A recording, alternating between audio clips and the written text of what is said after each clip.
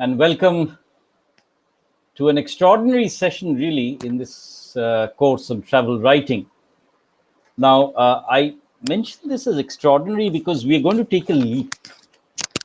So far, we've talked about the theory of travel writing, and we have also talked about the ways in which, colonial travelers have traveled from the early 19th century to the latter half of the 19th and the early 20th century, so that you see, fundamentally, we've always looked at travel writing in the contact zone through the prism of coloniality and post-coloniality. But what happens to travel writing once you cross over into the independent India? How does the independent Indian travel? And this problem becomes even more interesting when you look at India post-globalization. You see, if we take 1990 as a benchmark when India enters into the age of globalization, what happens to travel writing? How does one perceive India? And what is this entity called India? How is it looked at by different travelers? It is with this aim in mind that I'm taking a look at probably one of India's most upcoming and delightful travel writers, Bishwanath Ghosh, who prefers to be known as BG, and I'll refer to him as BG. Now, BG, of course, has written quite a number of travelogues, including travelogues to about Chennai. He's written about Calcutta. He's written about moving around the line of partition in Bangladesh and India. His latest book has been about Banaras, which have been either major cities or which have been, destinations marked by touristy attentions. But the text that we'll take a look at is this book, Chai Chai, which is fundamentally with a kind of a subtitle called Travels in Places Where You Stop But Never Get Off. And he's obviously referring to the railways, the railway junctions. So in a way, BG is talking about a new kind of a contact zone where different parts of India come in contact with each other. The metropolitan comes in contact with the small town. The north comes in contact with the south.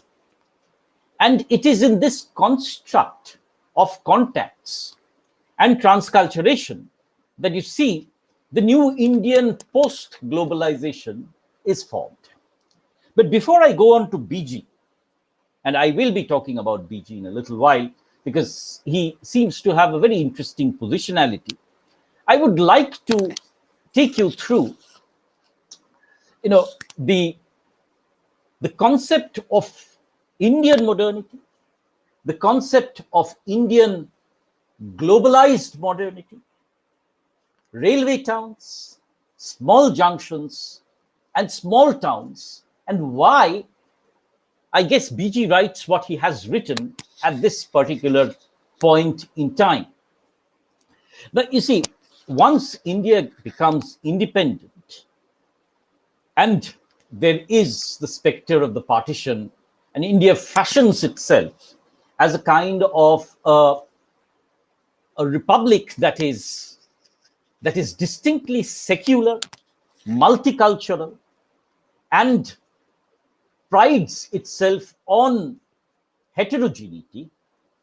Therefore, articulation of this concept of the republic becomes very interesting. Right, so we are looking at, say, distinctly different states of India and Pakistan. Now, Pakistan being this theocratic state, which is meant only for a certain group of people, and India, and we are not talking about Bangladesh here, India, which professes itself to be constitutionally upholding the cause of secularism, the cause of multiculturalism, and this melange of cultures. unity in diversity, as you will remember in our national anthem. But the fact remains, and that is where I draw in Ramchandra Guha, who in one article asked this question: what unites India? I'm going to say, if you think of it, as a Bengali sort of doing this course from Shantiniketan or Kolkata, I am as different to, say, somebody living in the coastal towns of Malabar as I'm different from somebody, say, in Nepal or somebody, say, in the Gulf. Our food habits are different, our clothing is different, our language is, of course, very different. So the question remains, therefore, what unites India? Now, Ramchandra Guha, of course, has a large number of factors to mention. He talks about Doordarshan, for example. He talks about Bollywood, for example. He talks about the Ramayana and the Mahabharata, which, although across religions, do appeal to a pan-Indian audience. But the one thing that Ramchandra Guha talks about, and which BG has very cleverly grafted into his fiction, is the Indian railways. You can add cricket, of course, right now, but Indian railways. And you see, the Indian railways, as BG points out in the introduction to Chai Chai, is the kind of a circulatory system for India, right? And that is a metaphor that he will fall back upon in many of his texts. But very importantly, the railways becomes one of the cruxes of Indian modernity. Now, most of you will be aware that the railways started off really not in Bombay, as many of you. Passenger railway traffic, of course, starts off in Bombay, but it starts off in Chennai and is initially used to, transport the goods or the raw materials from one place to the other. And it then enters into India around the 1850s and becomes one of the landmarks of India's modernity, colonial modernity, no doubt, but we inherit it from the British. And since then, Indian Railways has probably been one of our most successful institutions. If you think about it, the sheer number of trains, railway tracks, then, and the people, and the number of people that we've employed in the railways, then it becomes one of the most distinguishing and probably one of the most successful stories that link modern India, India's different parts with one another. So it is here that railways become a hallmark of India's modernity. But at the same time, you see, the story of India's modernity has largely been a story of its towns and of its metropolises in many ways. So there have been two Indias. One India which has moved forward in a certain way with its hallmarks of health, hallmarks of, the market, for example, education, for example. And there has been another India which has been primarily agricultural, which has been primarily pre-modern, where although, school education has filtered in, till the, at least the 1990s, these Indias were largely segregated from one another, in the sense that, these Indias were largely one of the older and the newer sense, the modern and the pre-modern Indias, where the aspiration was always, of course, to travel to the modern city and establish oneself there. But remember that 80% of India's population still remained within the rural hinterland, as it were. Now, I would also like you to understand that this is also a way in which, Pratt talks about the ways in which contact zones operate and neo-colonialism sort of makes itself felt. So we have this encountered between the two contact zones of India, the rural and the urban India. And, once again, this is also a kind of an asymmetrical sort of power relationship where obviously, if you're English speaking, and BG talks about this in his travelogue, if you're English speaking, you come from a big city, you immediately become, more powerful, as it were, in these rural landscapes of India. So this is India till the 1990s, and even before that also I need to talk about how India is segregated between its larger metropolises, and you see the four major metros, and then you gradually have from the 1990s onwards cities also rising like Hyderabad, like Bangalore, which become metropolises in their own way because of this influx of information technology. Now, apart from that, you have these industrial towns where you have planned structures. For example, say Bhilai, for example, the town I grew up in, Durgapur, or the town that BG grows up in, Kanpur. Right? Remember, Kanpur is the land of industrial mills. It has an IIT, and therefore, it's a strange hybrid of people, flocking from in and around to Kanpur and say to Durgapur in terms of employment. So it's situated at this kind of a liminality, a kind of a border zone between the metropolis and the agricultural sit parts of India.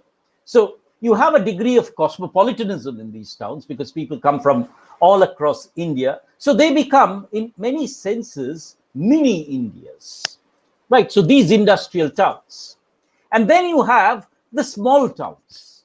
Now, see, it's interesting because we're talking about these small towns living and studying in places like Bolpur and Shantiniketan. If you take away Shantiniketan, which has its own cosmopolitan nature, then Bolpur is this typical small town which is facilitated in many ways by the railways. You see, it's a town which is important in Birbhum. It's not a district headquarter, but it is important because the railway network has squarely traveled across Bolpur. Right. So therefore, these are the small towns. And if you look at India, you'll find that there are 8,000 such towns. So an entire part of India stays, lives, dreams in these small towns. But these smaller towns have been pockets, really, and considered by the metropolitan urban as the backwaters of urbanity. Right? These are places where, as BG points out, you actually have a station road. Very often it's called the Mahatma Gandhi Road, and it runs right through the town. You have a degree of quaintness. You can actually, in many of these smaller towns, walk across the town in, say, a matter of 40 minutes. You can reach all parts of the town.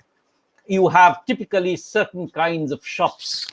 You have people knowing, almost everybody knowing each other in the 1950s, 60s, 70s, right? So you have certain pockets, mahallas, for example. You have, for example, it according to caste or according to professions, right? So, you have this Shuri Para there, you have the Gupta Para there, and so on and so forth. If you come from a small town, say Shaitya in Birbhum, or say, for that matter, any part of Bengal, and you have been to these small towns, you will realize how, these are sleepy little towns, little activities, and in many cases, self-fulfilling economies, which have traveled to where the ambitious have traveled to the metropolitan. But by and large, these are unchanged, towns where nothing really happens, where there's no excitement of life, as it were. And, the excitement comes in from outside and from the metropolis in the forms of the newspaper. So, Adda, the kind of place where people gossip, right? It's not exactly the village Chundimondo, but it might be the local bookshop, it might be the local grocer shop, where people come and converge. And this is the 1970s, 60s. And, people like us who have been born and brought up in many of these small towns, although Durgapur was not really a small town, but in these towns would know how sleepy and how mundane many of these places were. Now, from that point onwards, I think in the 1990s, the things start changing. Because globalization enters the scenario, you also have the incursion of what I will call television into these zones. If I remember correctly, television enters Durgapur in and around the 1982s, where rather, I think 1986, where you have the Asansol station coming up, and we have the first-hand acquaintance of television. Now, and 1990s, I remember distinctly, and it's very interesting because I and BG more or less share the same kind of an age gap, the same kind of a milieu, where you see you have the television taking over our lives in a very big way. You have not only Doordarshan now, but cable channels coming in, and you have globalization, you have the incursion of a large amount of market goods. And also you have, therefore, the incursion of an aspirational India.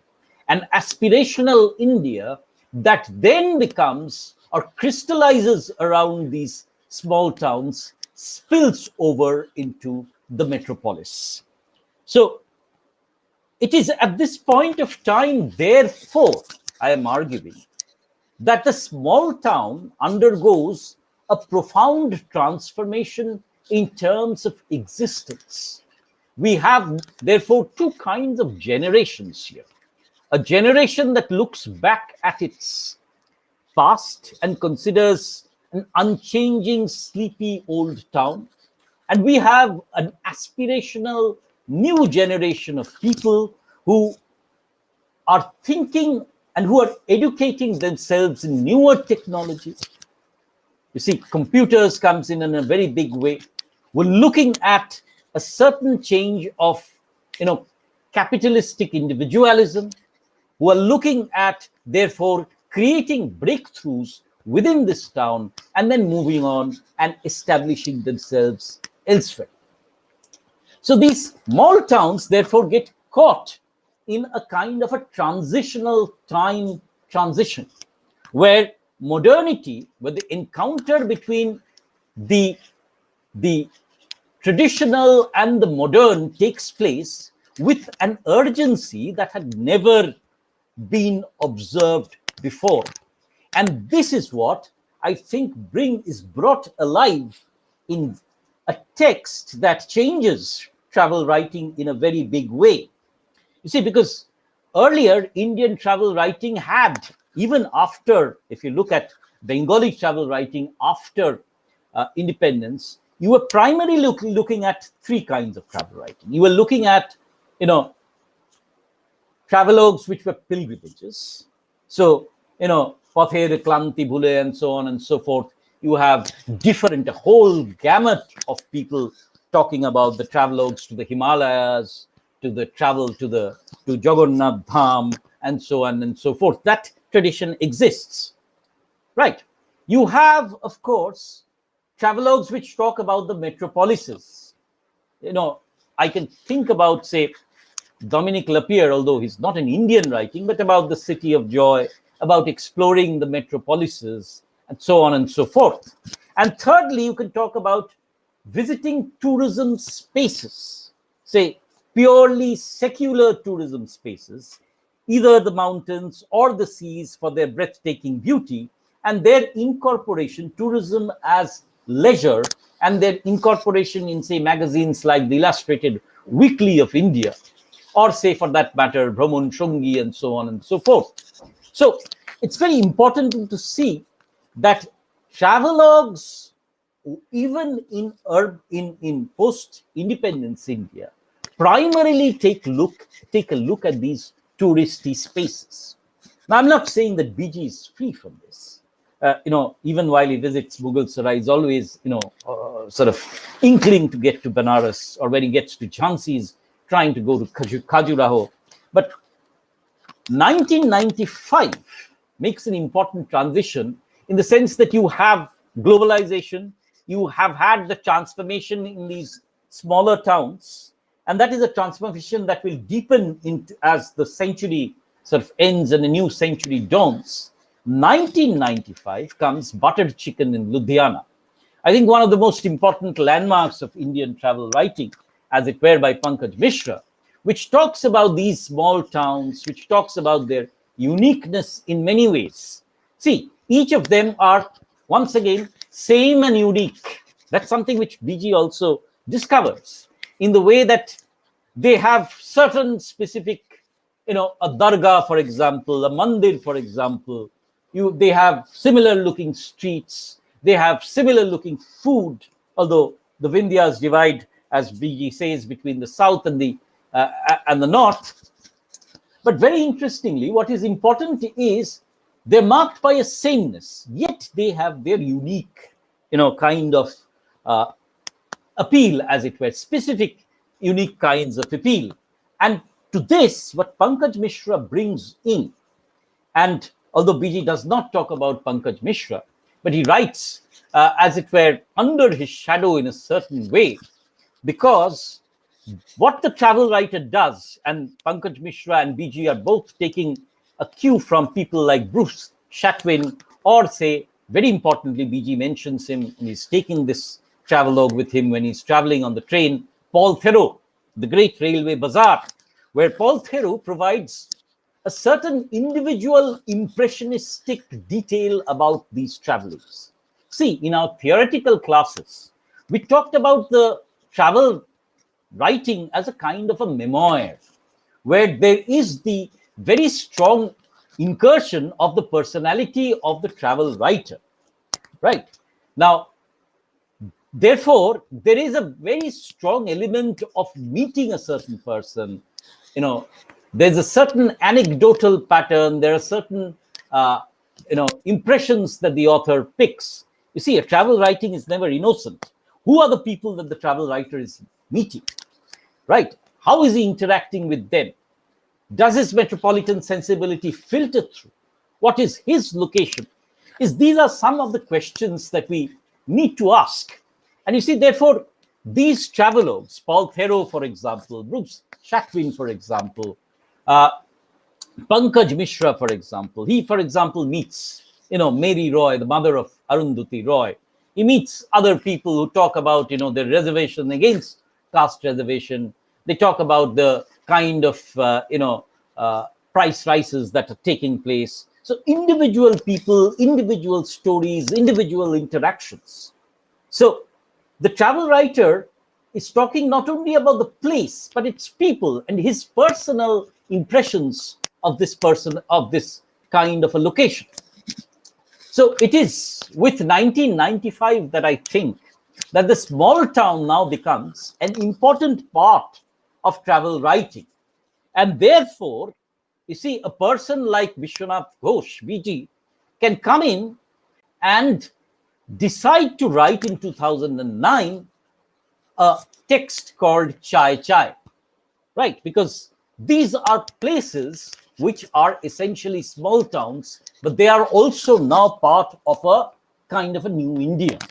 And this new India is, with its TV serials, with its kind of, aspirational motives, is talking about, India equally as distributed within its different constituent parts. So it's kind of democratization of the travel writing into the different constituent parts of India. Now, you see, if you've looked at, and what I'm trying to do is to situate the text in its context. If you looked at recent films, for example, like Tanu Weds Manu and so on, Bareli Ki Barfi becomes one very interesting text which you could take a look at.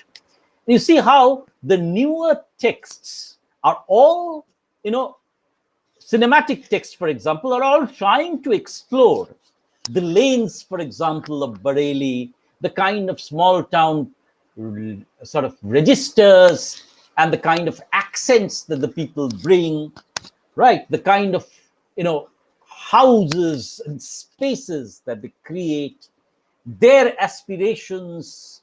And if you've seen that film, the name of which I forget, where this young man sort of mimics the voice of a girl, and you've seen the aspirations of the small town people wanting to talk in terms of intimation and eroticism to people like their urban counterparts. So these are very powerful evocations of small town India, which gradually, filmmakers, representational strategists, travel writers are finding to be, very important parts of the market, very important parts of, the network of capitalism, as it were.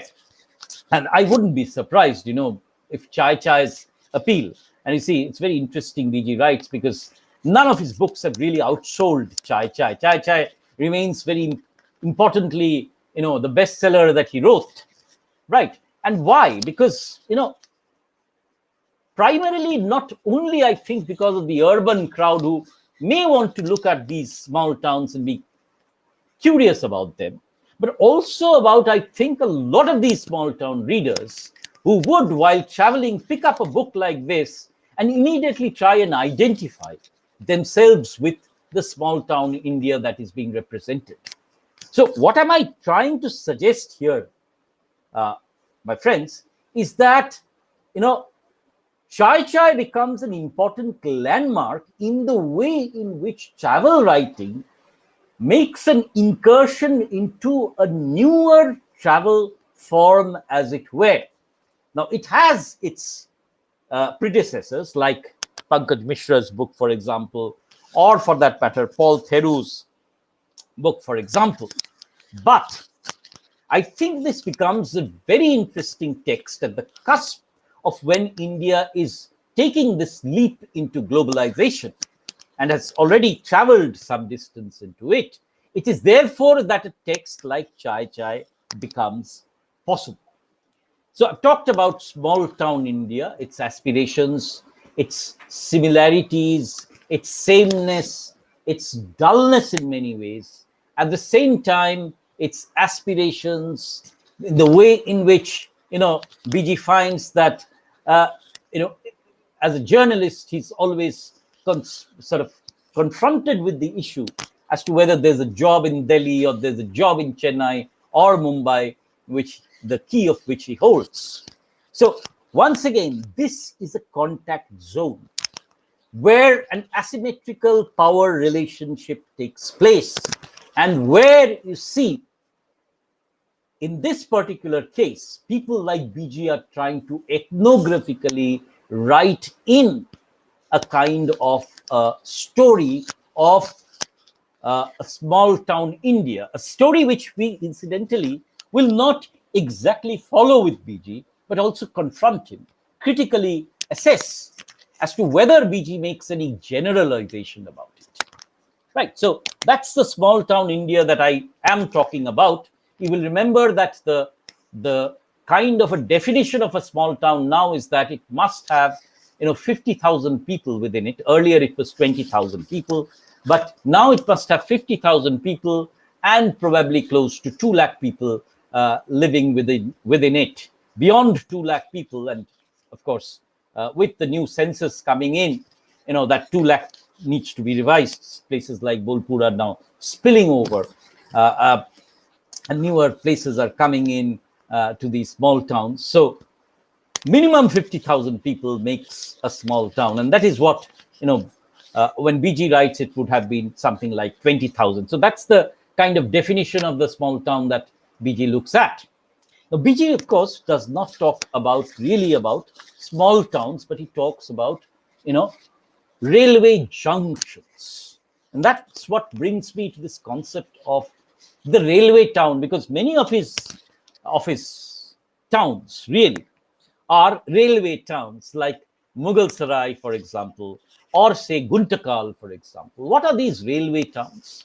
These railway towns are important junction centers. For example, You see, if you've traveled from Kolkata to Delhi, Mughal Sarai becomes a kind of a junction station where trains will stop, recharge themselves. You have catering services. And remember, a longish train journey, despite we sort of making them, a train will require a change of engine, for example. A train will require, filling in the bathrooms will water, for example. The train will require pantries to be replenished. So a lot of things happen in these railway junction stations. Some of these railway junction stations, for example, Chakradharpur, say for that matter, would also involve, the production of railway sort of material, sidings from which the engines would be, maintained. And you'll remember that, the railways maintain a huge amount of engineers. This is what BG will also discover in one of his travels. So, you see, these are the valves, as it were, as BG points out. If this is the railways is the circulatory system of India, these are the valves. And these are places where the railway, the station, occupies a position of great prominence within the town itself. So at Guntakal, for example, or at Shoranur, for example, when BG goes around and asks what is there to see, they immediately say the railway station. So life in these railway towns are dictated, as it were, by the overwhelming presence of the railway station, both in terms of the people it employs, both in terms of the space and the organization of space that it entails, and also in terms of the stories that it entails. So these are the railway junctions. Also, please remember that BG continuously talks about two kinds of people. For the people who stay here, for example, and the people who travel over these places. Now, how many of you, for example, have ever wondered what Mughal Sarai as a town looks like? Or Mughal Sarai as a town, what are the stories associated with the town? We look at this as just a station space, a junction space, where the train stops for a moment, you stretch out your legs, you get your food, you maybe walk around the station, have a smoke, and then come back to the train, and off you go. So in terms of time, in terms of space, these are merely points, junctional points, both for the railway traffic or the railway technician, as well as for the passenger, right? But these are towns in their own right, and each and every town has a story to tell. And that is the story that BG wants to talk about. And these towns are very often caught in time warps. Its fortunes rise and fall with the eminence that the railway planners give to them. For example, Guntakal, because it has now sort of become largely redundant in terms of the presence of trains stopping, has its fortunes have ebbed, as it were. So has Itarsi, for example, as BG will point out. But these are, importantly, two things to two kinds of people. To travelers who travel over them, these are just junction points to be traveled over and immediately forgotten. Yet, for the people who stay here, these are very important centers of their life, with the railway station being the center. So these are the railway towns, as it were. And therefore, you have also a contact zone here in terms of real contact. The railways coming into contact with the places and the people coming in contact with the railways, right? So, in this way, therefore, each of these townspeople will write their own histories, their own autoethnographies, and that is what BG is trying to probably excavate. The third thing that I would like to talk about is railway fictions and railway travel. And you see, the forefather here is somebody whom BG refers, Paul Theroux. Now, Paul Theroux makes this journey across almost the entire globe, It writes in two of his travelogues about traveling to Latin America. He's traveling the length and breadth of Asia, as it were, in Europe, America, for example. Right, I'm sorry, Bruce Chatwin talks about traveling across Latin America. Now, what Paul Theroux is talking about is this quaintness of the railway travel as taking you from one place to the other.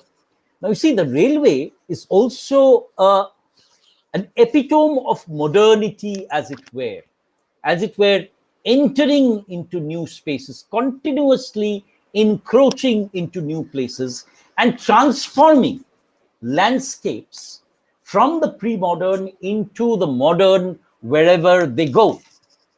Therefore, the railways is also a point of contact between the unfamiliar and the familiar. Also, a point of contact between the modern and the pre-modern. At the same time, as BG points out very interestingly, if you entered into a railway compartment, for example, you are erasing many of your prejudices, or rather not prejudices, identities. A very important statement that BG makes, and that I find very interesting, is that a railway ticket has just your name, your age, and your sex, nothing else. So, different religions, different castes, different classes are forced to share spaces with one another. Therefore, that railway compartment, with its assortment of food, dresses, people, classes, castes, genders, becomes once again a kind of a space of the contact zone, a mini India where one is suddenly thrown into a kind of reckoning with what India really is. So sitting today in Kolkata, you might not actually know what the Malayali is thinking, but once you come across them in your journey in a train, you are forced to interact with them, and friendships grow, cultural familiarization happens. So in a certain sense, railway travel, therefore, becomes also contact zones between cultures, where transculturation as a phenomenon also happens. Right? Therefore, the entire point of these railway journeys and railway travelogues is also to bring the unfamiliar and the familiar, the modern and the pre-modern, the traditional and the modern, and also the different kinds of people. Remember, however, something that BG in this particular travelogue is not really talking so much about railway travel.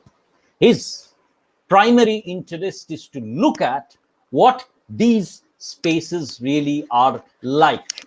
So it's primarily more of a travel into a railway town and a travel into a small town and a wider variant of India that BG is really talking about. But who is this BG? Right? Who is this man? Now, I'm not really concerned about the individual Bishwanath Ghosh. I am really concerned about what kind of a position, outlook that he brings to the travel text. Now, there's no critical reference on BG, as it were. So you are the guys who are going to be the first real critics, apart from a few book reviews. Really, nobody has taken a sustained literary look at BG. Right? So if BG is watching, and I'm sure that he'll be watching it because I'll be sending these as WhatsApp messages, these lectures to him. So he'll probably be, over my shoulder, peering into what I'm trying to make of him. But the only source of reference that you really have is a series of blogs that BG has written. And his blog is called On the Ganga Mail, right? You can sort of visit his blog to find out why he talks about being on the Ganga Mail. But I have for you. He's written this blog, as it were, from 2005 onwards till now. So there's quite a lot of material in those blogs. What I've done is I've sifted through these blogs. I've read, BG, if you are watching, please be aware that, I've pried into your life with great, rigor. And I've tried to sort of look at and bring for my students the more concerned blogs. So BG, please remember that, we're also working within the constraint of a syllabus. And we've taken a look at what makes this person. So he is what we will call a Probashi Bangali, right? In the sense that he's been born and brought up in Kanpur. And I've sent you, those blogs in a Word file.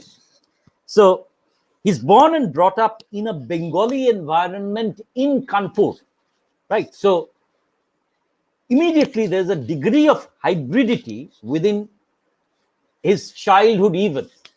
And unfortunately, I haven't been able to share BG's blog on Kanpur really, because Kanpur, once again, BG says, is marked by, and he remembers its different kinds of gullies that the Kanpuri gives. And you see, BG makes an interesting distinction between northern Indian aggression and southern Indian, as it were, let's call it measure of control. And BG sees, Kanpur is marked by this kind of an aggression, as a kind of a place where he grew up playing around with a place which was still marked by a reasonable amount of prosperity, and where suddenly the mills stopped, but there was the IIT. So Kanpur as a state, as a kind of a large town of Uttar Pradesh, which has given India 7 prime ministers, as it were, as BG points out. So on the one hand, there is this Bengali aspect within BG. There's this aspect of Kanpur being on the banks of the river Ganges, Ganga, and the Ganga is a consciousness within BG's writings, as it were. And also, BG talks about a kind of this, his awareness about a Kanpur which is very aggressive, a Kanpur which is marked by, pan masala, and you have these smaller mohallas of Kanpur, which once again, where he talks about the saloons, he talks about the grocery shops, where people mill around, and where very little really happens, as it were.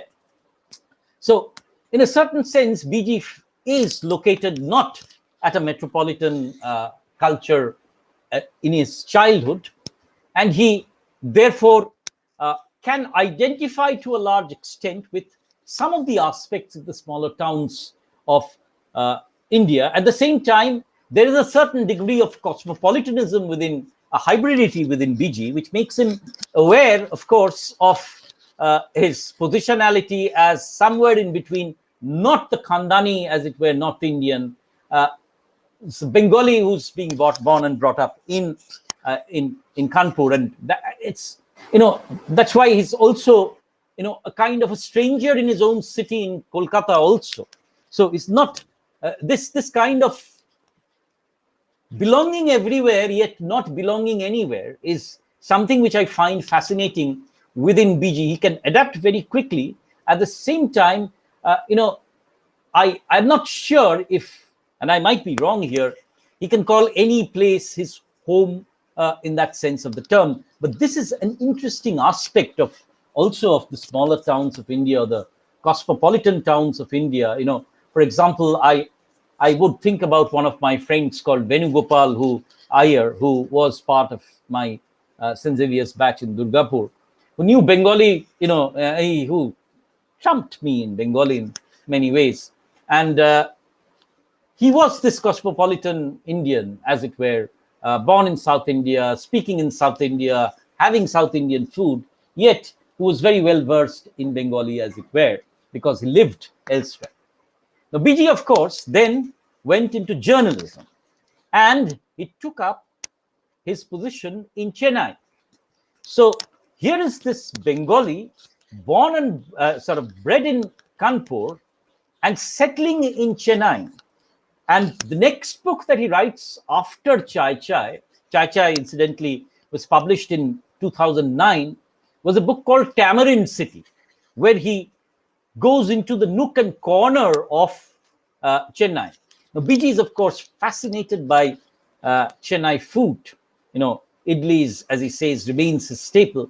And he's fascinated by the kind of South Indian culture, its music. He talks about S.P. Balasubramaniam very often.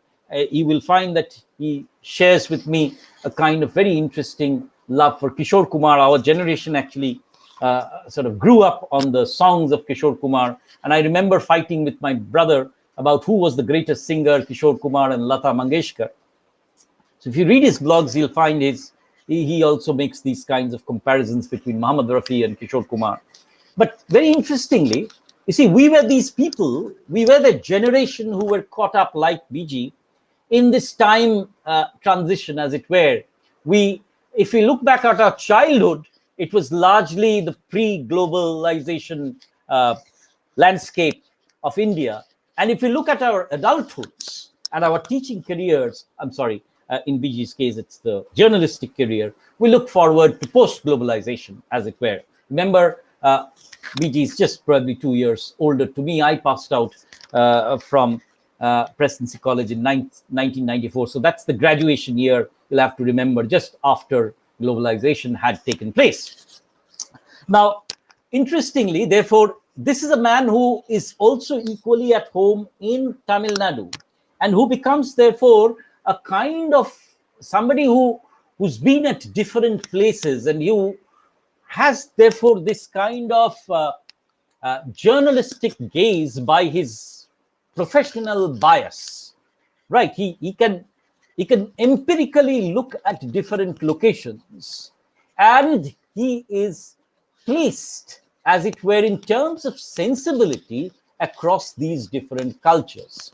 Now, one of the problems that I will have with BG as the classes go along is that there are certain essentializations that he makes. For example, he will talk about UP and Bihar as being more criminal spaces, which of course culminates in his description of Jhansi.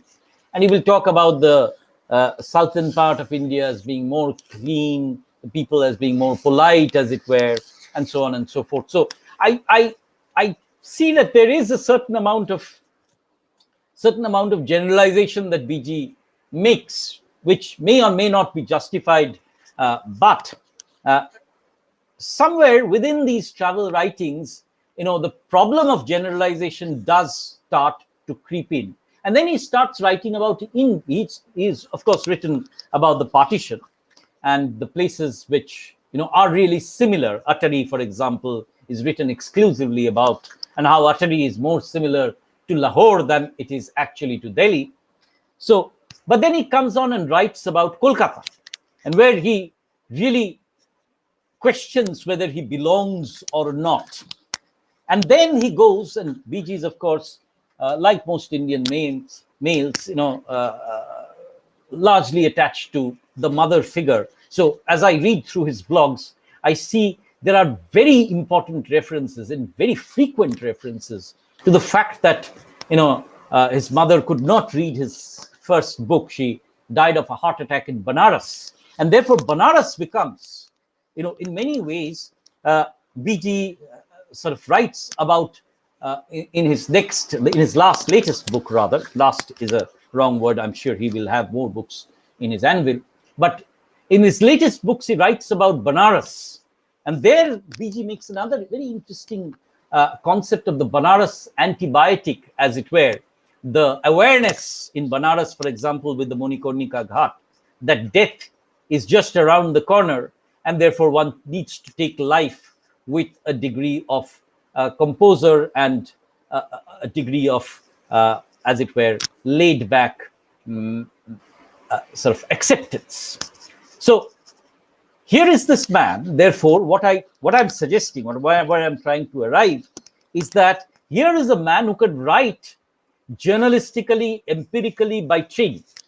Here is a man who is cosmopolitan by his upbringing, who is cosmopolitan by his professional spaces that he has inhabited. BG is now the associate editor of the Hindu based in Kolkata. So he's been to all these places and therefore has a wide cultural, as it were, kind of an exposure and an ability to write about it.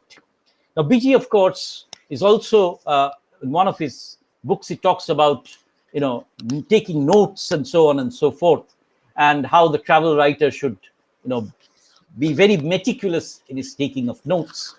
There's also another factor. BG loves his tipple, his drink, as it were. So one of the running threads of Chai Chai is, of course, not chai really. These are places where the vendors call out Chai Chai, but for BG, the drink, the more important place where one meets different kinds of interesting people is, joints of food and joints of drink. So he goes into the local bar, picks up friendships, and tries to assess the country, the city, as it were. The town, as it were, through its bars in many cases.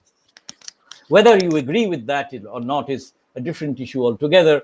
And I think, BG, personally, I think in many cases, the bar becomes more important in BG than the other places. But then that is the individual travel writer, the self of the travel writer and his autonomy.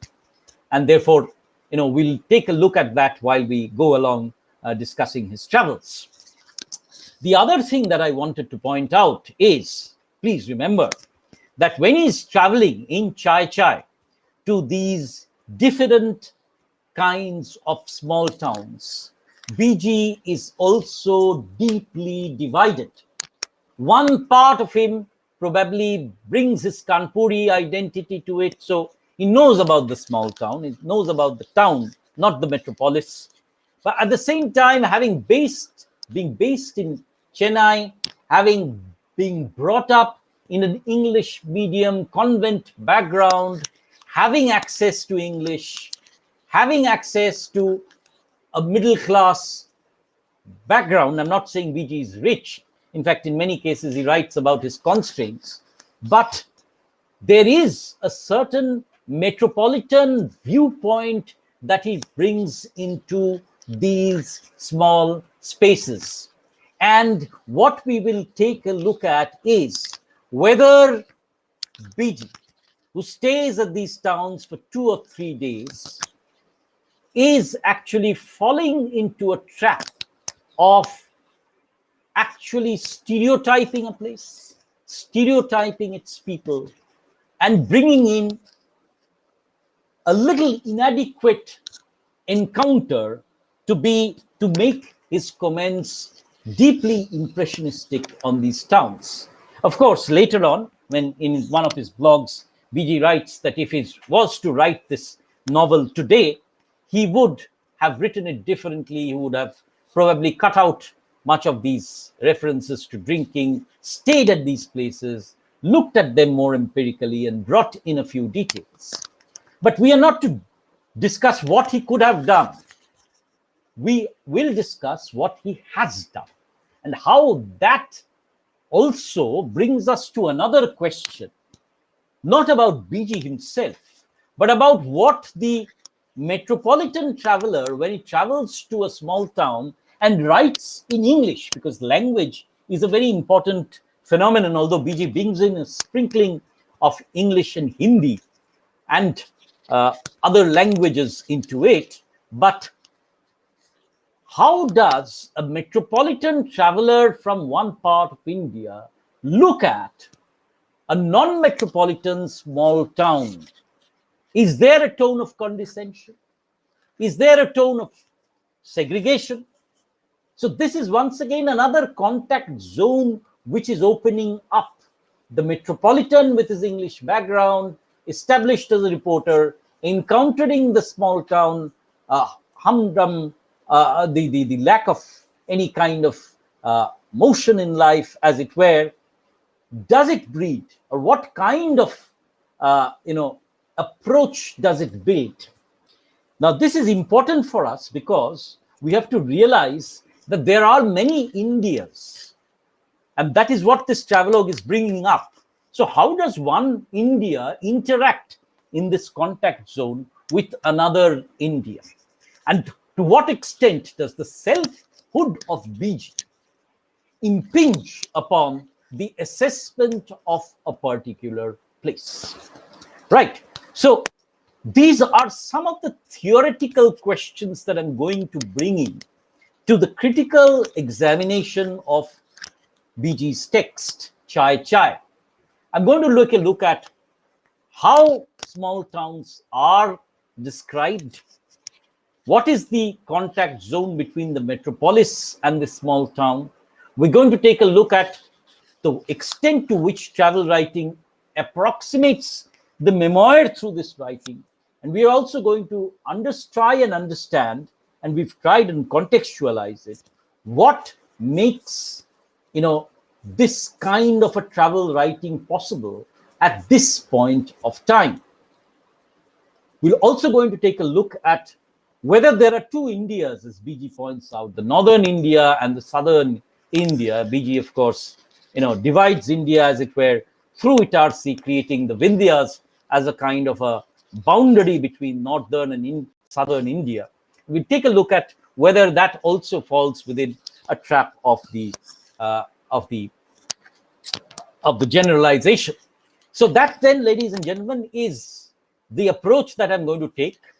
In the next two classes, what I'll be taking is, lumping together the northern towns of that BG is describing, and in the following class, I'll be talking about the southern towns. We'll take you through the text.